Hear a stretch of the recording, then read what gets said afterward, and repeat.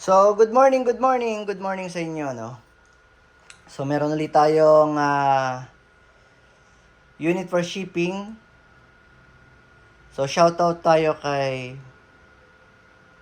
Oh, okay. Munti ko nang makalimutan. Oh, bawal pala tong i-shoutout. Oh, isa to sa mga bahala na si Batman na kasama sa Ito yung pagka dumating bahala na kung magagalit ang asawa. So, bawal siyang itag. Bawal siyang itag kasi malalaman ng kanyang asawa. So marami yung siniship na ganito Yung iba hindi ko na pinopost kasi yung iba hindi na nagpapapost. Yung iba nagpapasend na lang ng video kung paano. Kung para malaman lang nila na working yung unit, no? So itago na lang natin siya sa pangalang Gigi. Ayan. Gigi ng Santa Maria, Bulacan. Okay. Bossing, ito yung unit mo. So ang kinuha sa atin ni Bossing ay double bell. So pag double bell naka-hard case siya, di ba? Ito lang yung yung isa sa mga tinda ko na naka-hard case. So double bell 1911. So 1911 yung model niya. Ayun. Ang kintab. Alright. Pwede kang manalamin. So 1911 ang model. Yan, may Colt marking siya. So full metal, tapos naka-chrome siya. Tapos, eto lang yung polymer sa kanya, yung grip. Metal tong hammer.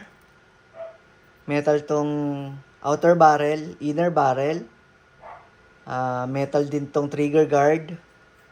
Tapos, metal din yung magazine. Okay? So, nilub ko na siya kanina. Kaya siya medyo basa-basain. Ilagyan ko na siya ng lubricate.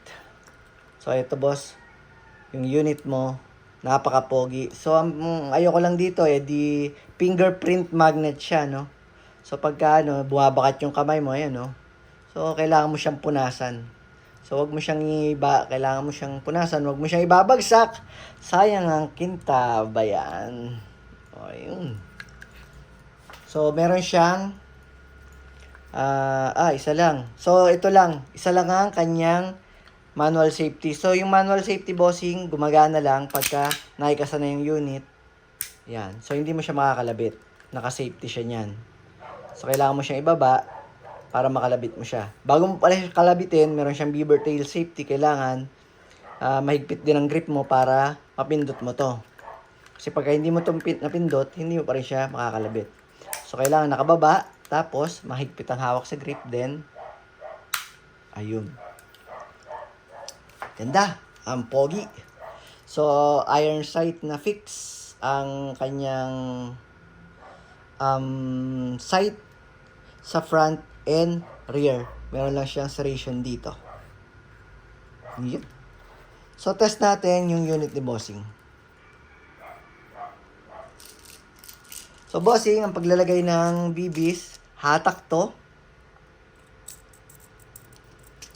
Huwag mong bibitawan kahit masaktan ka. Tapos dito sa malaking siwang na to, dun mo iuhulog yung BBs nyo. Ayan. Ba? Double stock Dapat na, ang payat lang ng magazine nyo. Dapat pag 1911, single stock lang. Double stock to. Ayan pasigsag Kasi yung 1911 ng WE, single stock lang siya. Isang ganun lang yung bala. So, baka ito ay 24 rounder. No? 24 or 26 rounder. Kasi pag single stock, 15 rounder lang yun. 15 lang ang kasya dito. Isang straight line lang siyang ganun.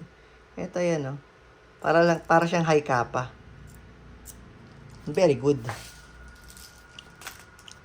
So, tingnan natin. Paano malalaman kung may gas? Pindutin to. So may gas siya. Kasi tinetest fire din to ng supplier bago i-send sa akin. Okay? So test natin yung unit ni Bossing. Wait lang. Angat natin. Yep!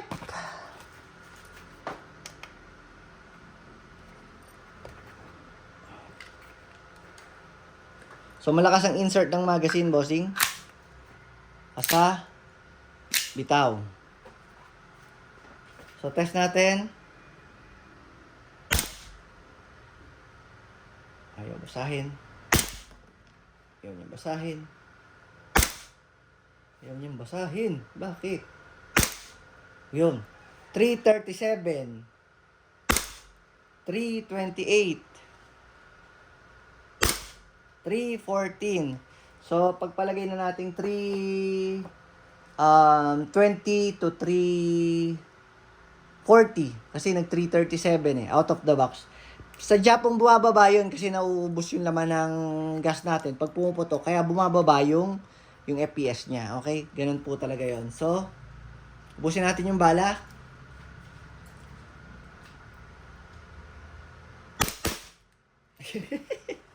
Ubus na po pala. So, 2 putok lang. So, release ang magazine. Tapos, baba lang natin to. Tapos, rest the hammer by pressing the trigger. Salamat, bossing GG. Yun. Ng Santa Maria, Bulacan. Okay? Ito na yung unit mo.